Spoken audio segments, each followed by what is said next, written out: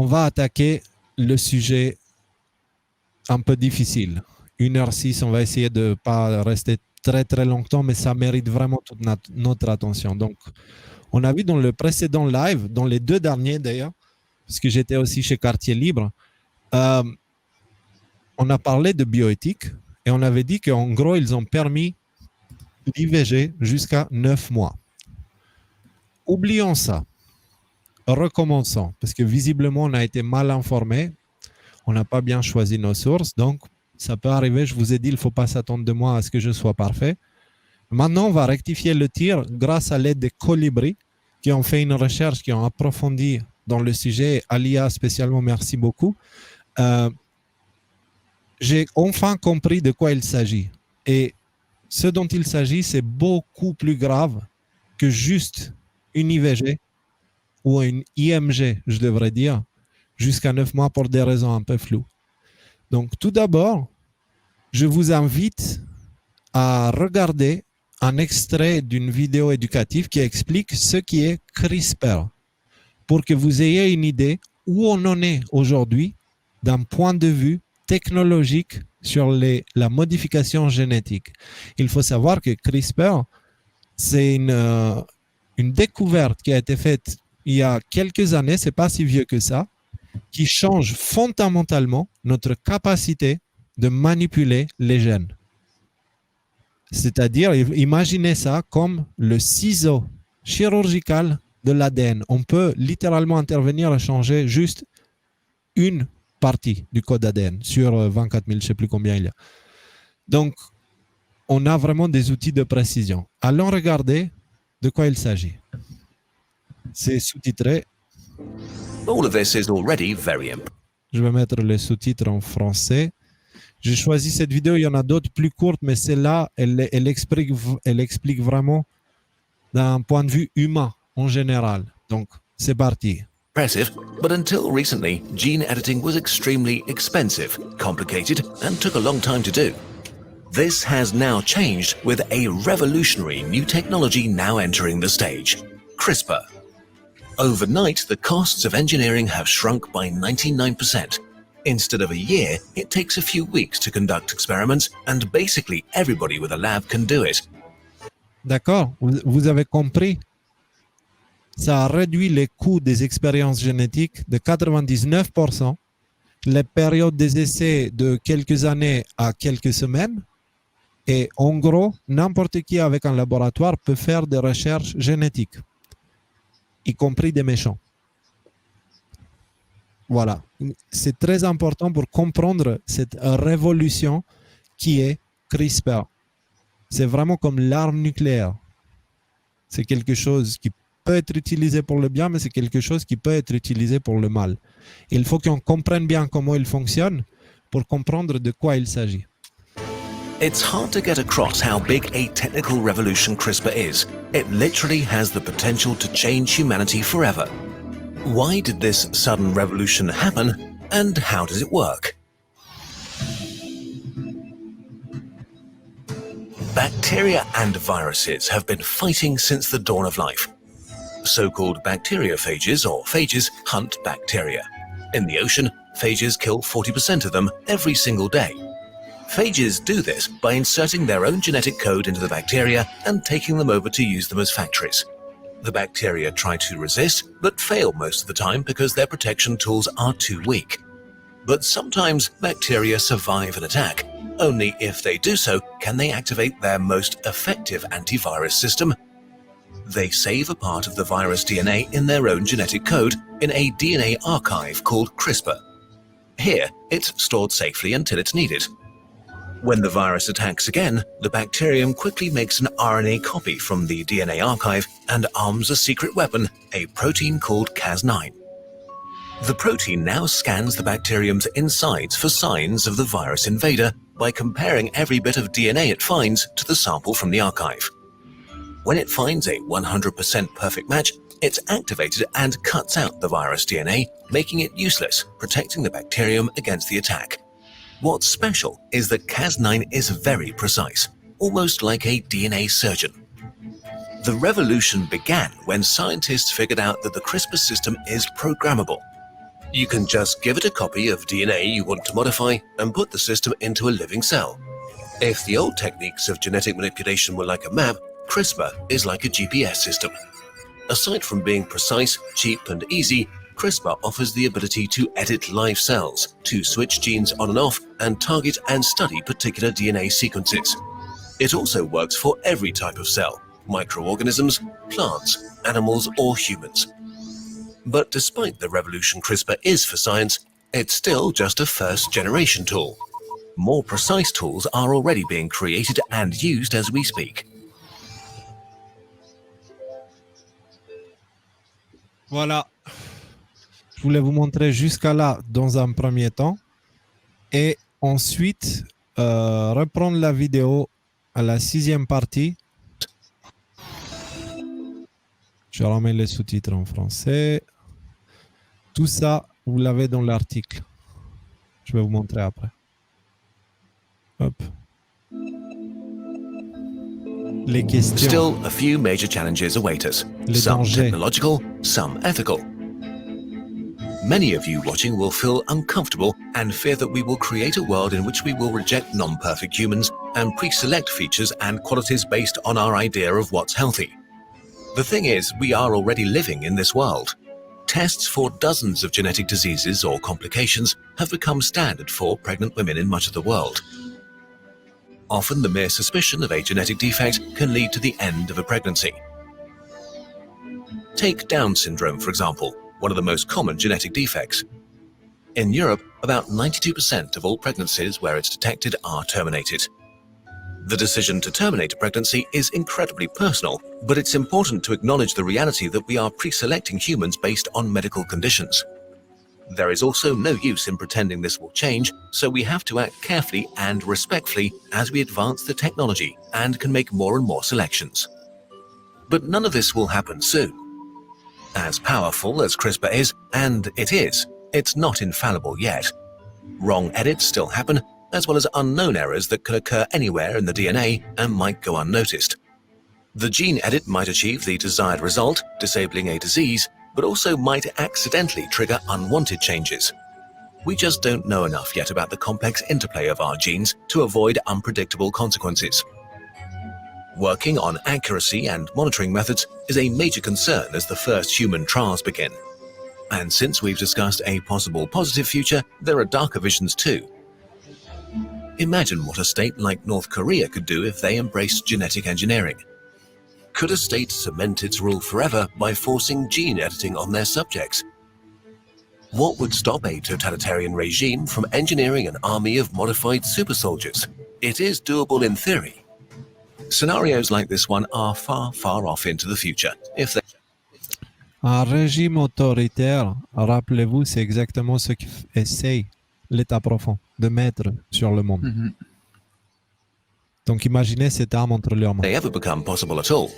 But the basic proof of concept for genetic engineering like this already exists today.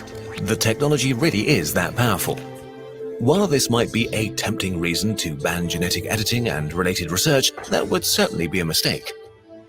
Banning human genetic engineering would only lead to the science wandering off to a place with jurisdiction and rules that we're uncomfortable with. Only by participating can we make sure that further research is guided by caution, reason, oversight and transparency.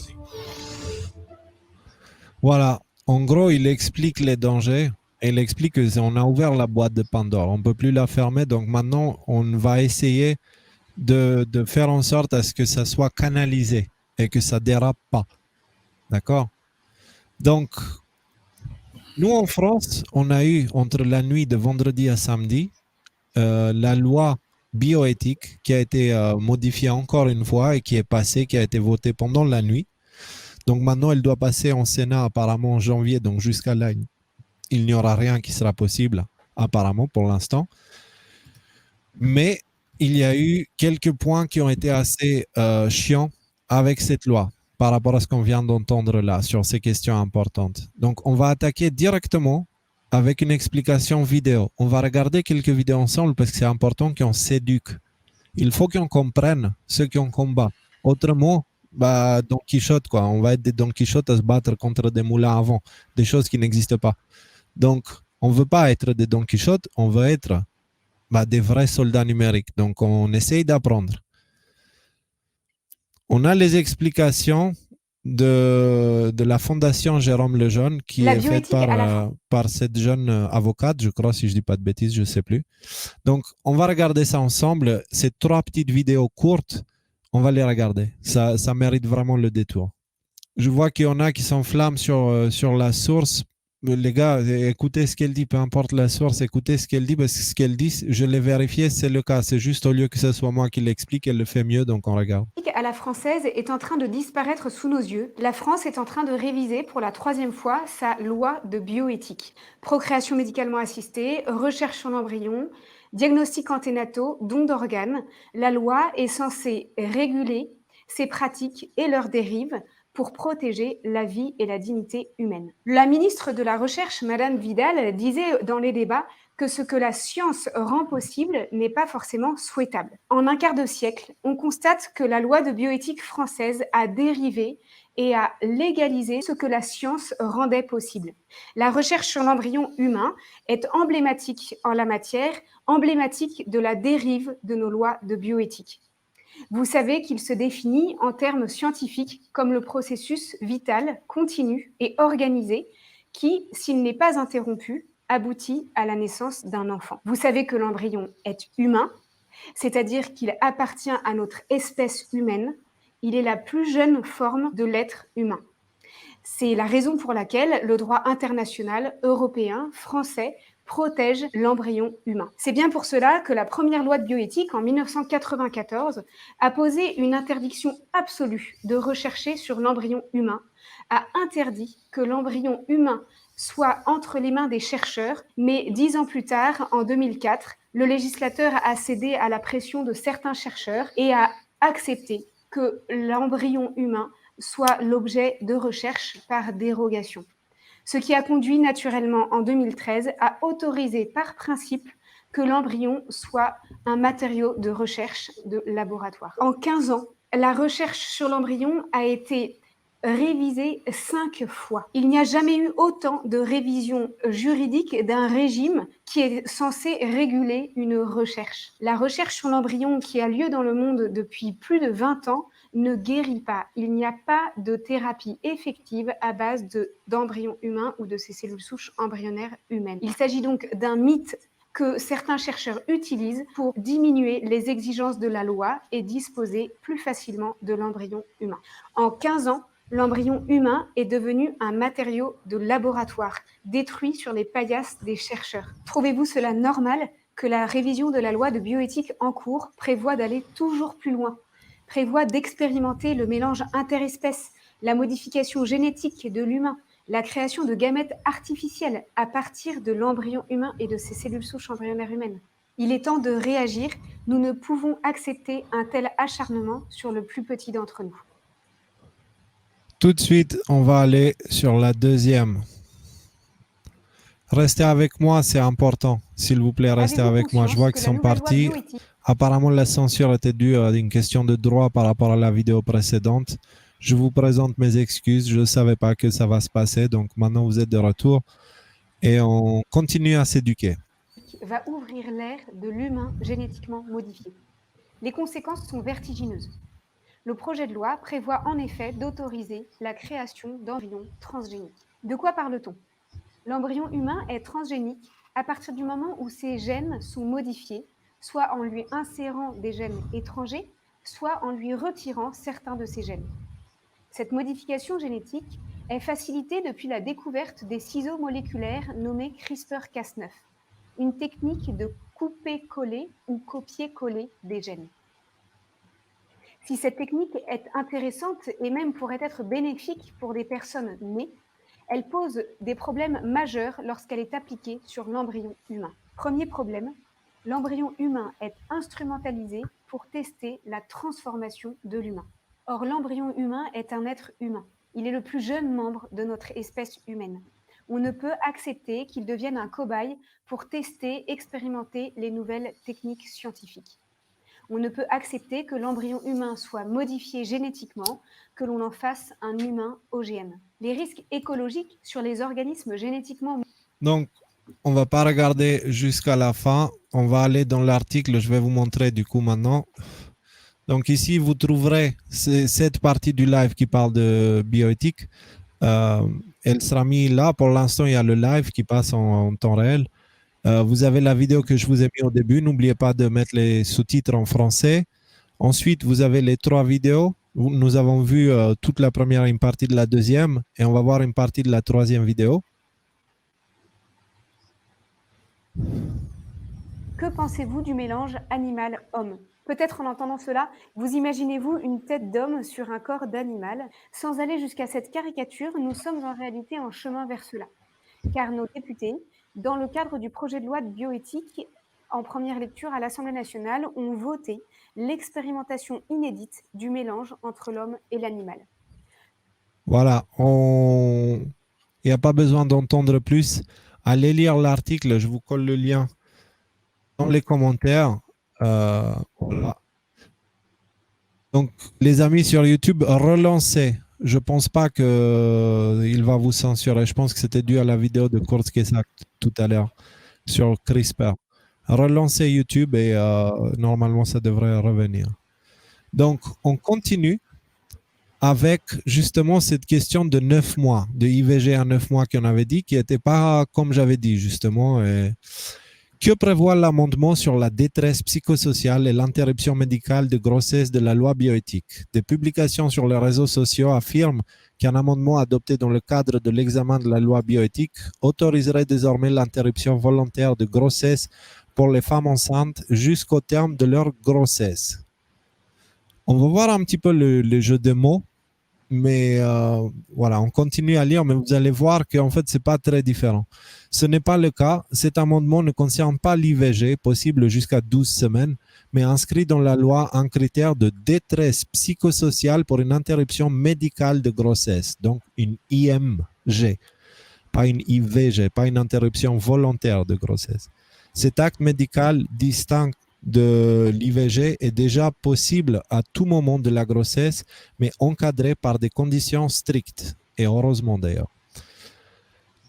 Donc, nous, on est tombé un petit peu dans ce piège et on vous l'a présenté, mais vous allez voir que c'est juste une question de sémantique et le vrai problème, il est encore plus grave. C'est-à-dire, il s'agit d'une interruption volontaire de grossesse jusqu'à 9 mois, sauf qu'on ne parle plus de la volonté de la personne, on parle de la volonté du médecin. Donc, ils ont mis une loi qui permet au médecin de déterminer s'il voit une personne qui est un peu fragile, qui est dans un contexte social un petit peu pas super, qui est seul, qui n'a pas beaucoup de gens et qui n'a pas beaucoup de moyens, ils peuvent décider de faire une IMG pour raison psychosociale à 9 mois.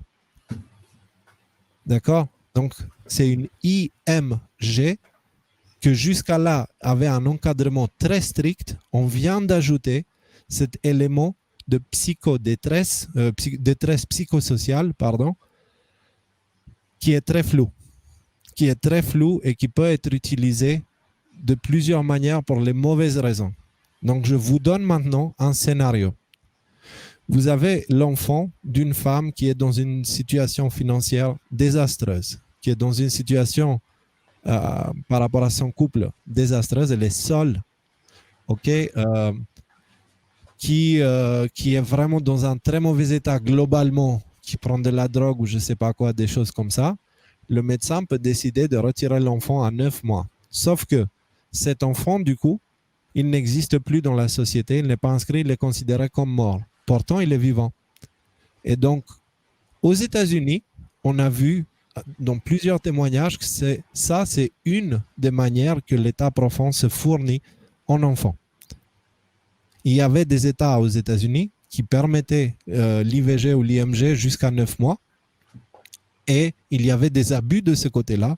Et ils prenaient des enfants. Ça finissait soit dans la médecine, pour ce qu'on a vu tout à l'heure, les recherches sur les embryons, soit pour du trafic d'organes, soit pour le trafic de cellules souches, je ne sais pas quoi, pour la médecine, mais du coup de la médecine un peu underground, soit dans des réseaux d'esclavage humain où ils prennent des bébés, ils les élèvent comme des esclaves et ils peuvent les vendre. Donc, c'est quelque chose de très, très, très délicat. Voilà. Contrairement à l'interruption volontaire de grossesse possible jusqu'à 12 semaines, l'interruption médicale de grossesse peut être réalisée à tout moment de la grossesse. L'IMG est possible pour motif médical lorsqu'il existe une forte probabilité que le fœtus soit atteint d'une infection particulièrement grave et incurable ou si la grossesse met en péril grave la santé de la femme. Dans tous les cas, la femme enceinte doit effectuer une demande pour y avoir accès. La décision revient à une équipe pluridisciplinaire. Si deux médecins attestent, après examen et discussion, qu'il y a un risque fondé pour la santé de la femme enceinte ou de son enfant, ils établissent des attestations permettant de pratiquer l'IMG, intervention médicale de grossesse, interruption, pardon. C'est du cas par cas, explique à l'AFP Israël Nissan, président du Collège national des gynécologues et obstétriciens français, contacté le 4 août par l'AFP. Le gynécologue obstétricien précise toutefois que plus l'âge gestationnel avance, plus l'acceptation de l'IMG est rendue difficile pour les médecins. Que dit l'amendement voté par les députés? Voté dans la nuit du 31 juillet au 1er août, donc dans la nuit, déjà ça ne dérange personne. L'amendement concerne bien l'IMG et non l'IVG. Contrairement à ce que suggère par exemple le titre d'un article sur Riposte laïque. Bref, voilà, on a fait aussi cette erreur-là. Nous vous présentons nos excuses. Porté par des députés socialistes, cet amendement inscrit la détresse psychosociale comme un motif de péril grave pouvant justifier une interruption médicale de grossesse. Dans un communiqué, le président du CNGOF expliquait en octobre dernier que l'IMG pratiqué pour des raisons psychosociales, écoutez, concerne des femmes en situation de danger personnel, de violence, de difficultés psychologiques majeures ou d'extrême précarité, rendant impossible la poursuite de leur grossesse alors même qu'elle dépasse le délai légal de l'IVG de 14 semaines d'aménorrhée. Je répète, concerne des femmes en situation de danger personnel, en situation de danger de violence, de difficultés psychologiques majeures ou d'extrême précarité. Le scénario que je vous ai décrit tout à l'heure. Donc, ces raisons-là font partie des raisons pour lesquelles ils peuvent pratiquer une IMG. D'accord? Donc, imaginez une jeune femme d'un milieu vraiment pas... comment dire? Une nana qui n'a pas beaucoup de chance dans sa vie, tu vois. Et qu'elle a traversé des moments difficiles, elle a pris des mauvaises décisions, etc. Et puis il arrive un moment où elle tombe enceinte. Elle tombe enceinte et peut-être que cet enfant, c'est le seul espoir qu'il peut avoir. Parce qu'une fois qu'on a un enfant, on réfléchit différemment, on fonctionne complètement différemment, on ne vit plus pour nous, on vit pour l'enfant. Et ça peut changer l'humain. Donc imaginez, elle a cette opportunité-là d'avoir un enfant et de changer sa vie ou pas, on ne sait pas. Mais ce n'est pas à nous de décider, ce n'est pas à eux de décider non plus. Donc, c'est vraiment très délicat comme mesure. C'est très délicat, surtout que ça leur laisse la possibilité à eux de déterminer la détresse psychosociale. Rappelez-vous, il n'y a pas si longtemps que ça, on vous a montré une vidéo d'une nana, d'une Roumaine, qui a été volée au moment de la naissance en Roumanie, d'une famille qui était très pauvre et qui n'a jamais pu contester ou chercher l'enfant. Ils ont pensé que leur enfant était mort, alors que l'enfant était pris, a été rendu dans des données dans les réseaux de trafic humain et arrivé à 25 ans ou 26, je ne sais plus, elle a réussi à se réunir avec ses parents qui ne savaient même pas qu'ils ont un enfant. Parce qu'ils pensaient que leur enfant était mort. Vous comprenez? C'est possible. Et si la loi était stricte jusqu'à présent, c'est qu'il y avait une raison. Donc, là, je pense que vous commencez à voir un petit peu plus l'importance de ce qui est en train de se passer de ce côté-là et pourquoi nous devons faire des choses. Nous devons essayer de faire des choses. Donc, si on continue sur l'article, je vous ai mis un petit extrait d'une autre vidéo qu'on va regarder ensemble parce que ce n'est pas tout. Il y a aussi un dernier point avec cette loi qui est assez... qui mérite... Ouais, pas cool, quoi. N'avait pas forcément les mêmes idées que moi, donc nommé dans ce comité éthique. Hop là. Y a-t-il eu Voilà. C'est quelqu'un qui a participé dans le comité d'éthique par rapport à ce sujet-là. Écoutez un petit peu, le comité d'éthique, ils ont un rôle, tu vois, c'est de réfléchir un petit peu aux conséquences éventuelles, etc., etc. Écoutez ce qui s'est passé par rapport à cette loi. eu des débats? Vous avez participé à un comité d'éthique Île-de-France. Avez-vous été consulté? Comment s'est passé un petit peu? Racontez-nous de l'intérieur ce que vous avez vécu et le résultat. J'avais beaucoup d'attentes en étant nommée dans ce comité éthique Île-de-France parce que les collègues qui étaient nommés étaient des gens pour qui des collègues pour qui j'ai beaucoup d'estime et qui, je savais, n'avaient pas forcément les mêmes idées que moi. Donc j'espérais une confrontation d'idées, j'espérais des débats sur des questions qui ne sont pas, qui méritent d'être débattues par chaque sensibilité. Vous voyez, donc ça, j'étais en grand espoir. En guise de ça, on n'a pas été consulté, on nous a laissé contribuer vaguement sur un site internet qui n'était regardé que par nous-mêmes pour nous regarder le propre nombril. On va être clair, des comités d'éthique qui n'ont servi à rien. Et qui n'ont pas été, qui auraient pu servir, qui n'ont pas été sollicités du tout. Donc en fait, un habillage, un joli habillage. On reste dans l'habillage. Après, effectivement, bon, ça, je vais citer Jean-Louis Touraine, docteur Touraine, notre autre collègue, qui a dit qu'il s'agissait d'une urgence sanitaire, que de faire revenir cette loi bioéthique en plein tsunami économique, psychologique, que vous voyez autour de vous, tous les dégâts qu'on peut constater. Parmi la première mesure qui a été... Première discussion, ça a été de faire sauter un écrit des sénateurs qui avait dit « Nul n'a le droit à l'enfant ». Une phrase très, très importante, parce que nous avons tous été enfants.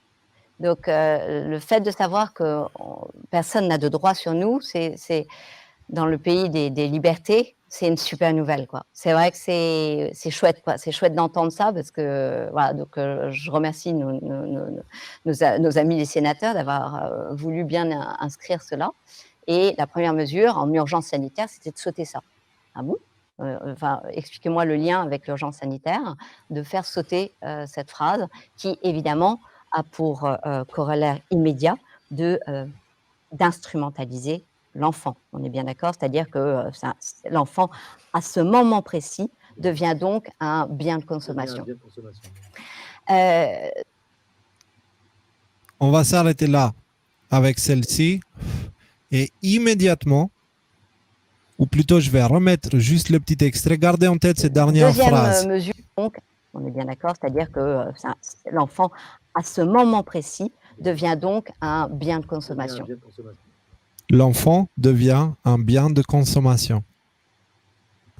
Écoutez maintenant, je vous ai pris un extrait d'une vidéo d'Atali de 2015, si je ne dis pas de bêtises.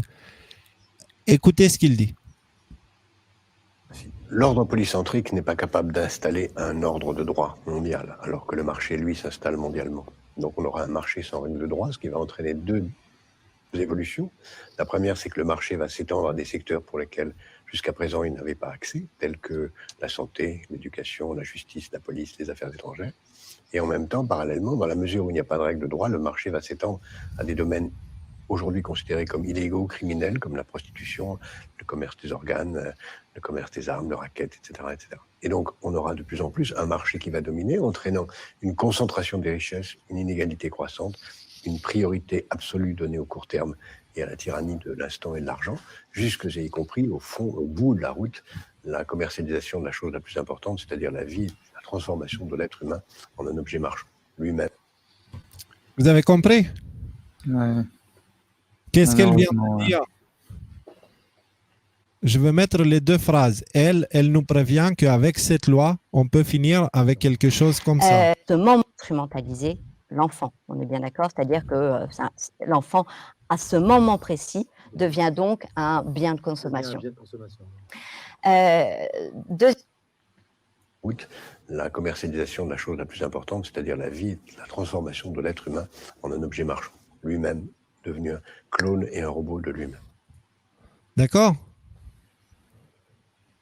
Vous avez tout ce qu'il faut dans cet article-là pour faire les liens et pour comprendre ce qui se passe. Et je couperai ce petit bout du live pour le mettre tout en haut de l'article pour guider un peu à travers tout ça.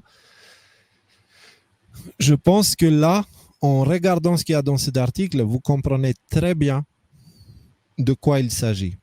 Surtout, j'ai écrit à la fin, on connaît l'influence de Jacques Attali sur l'évolution de la France. Son intervention est toujours intéressante à regarder pour avoir une idée de ce qui nous attend. Il n'est pas présent au pouvoir depuis des décennies pour rien. Est-ce qu'il dit des choses parce qu'il est intelligent et il prévoit l'avenir? Ou est-ce qu'il dit des choses, ou est-ce qu'il sait des choses que nous ne savons pas? Pourquoi il dit ce qu'il dit et qu'en fait on avance vers ce qu'il dit? Est-ce que c'est parce qu'il a une boule de cristal et il peut prévoir l'avenir, ou est-ce que c'est parce qu'il fait partie d'un réseau qui a un plan? Juste, je pose cette question. Je pose cette question. La réponse, je pense que beaucoup la connaissent. Beaucoup connaissent qui est Attali et à quoi il sert. Donc, voilà, on y est. C'est pour ça qu'il faut qu'on arrête ça. Il faut qu'on arrête ça. Et ce qui est drôle d'ailleurs, c'est qu'Attali, il ne prévient pas. Lui, il dit que ça va arriver. Alors qu'elle, elle dit, si ça arrive, c'est vraiment pas cool. Attali, il n'en a rien à foutre. Donc, ça montre déjà l'aspect humain des deux individus. Et voilà. Donc, on ne va pas entrer dans le débat qui suit Attali, ok? Parce qu'encore une fois, on ne veut pas choper des étiquettes ou on ne veut pas prendre des positions sur des sujets qui sont vraiment très mal compris encore. Au moment venu, si l'actualité nous le permet, on le fera au moment venu.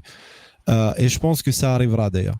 Donc, pour l'instant, voilà, on voulait juste vous mettre toutes ces choses-là dans l'ordre. Vous avez remarqué, j'ai rien écrit.